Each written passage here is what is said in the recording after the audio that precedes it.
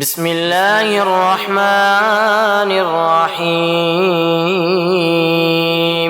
يا أيها المزمل قم الليل إلا قليلا نصفه أو انقص منه قليلا أو زد عليه ورتل القرآن ترتيلا إنا سنلقي عليك قولا ثقيلا إن ناشئة الليل هي أشد وطئا وأقوم قيلا إن لك في النهار سبحا طويلا واذكر اسم ربك وتبتل إليه تبتيلا رب المشرق والمغرب لا إله إلا هو فاتخذه وكيلا واصبر على ما يقولون واهجرهم هجرا جميلا وذرني والمكذبين أولي النعمة ومهلهم قليلا إن لدينا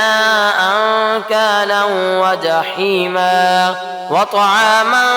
ذا غصة وعذابا أليما يوم ترجف الأرض والجبال وكانت الجبال كثيبا مهيلا إنا أرسلنا إليكم رسولا شاهدا عليكم كما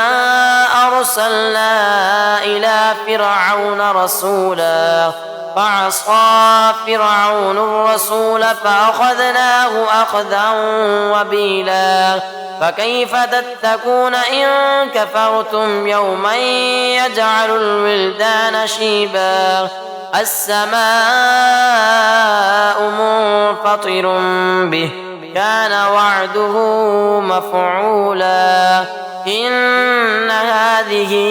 تذكرة فمن شاء اتخذ إلى ربه سبيلا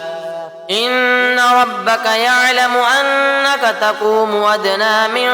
ثلثي الليل ونصفه وثلثه وطائفة من الذين معك والله يقدر الليل والنهار علم أن لن تحصوه فتاب عليكم فاقرؤوا ما تيسر من القرآن علم أن سيكون منكم مرضى وآخرون يضربون في الأرض يبتغون من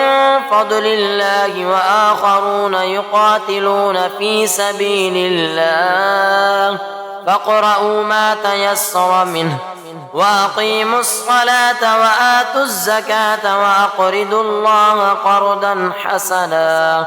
وما تقدموا لأنفسكم من خير تجدوه عند الله وخيرا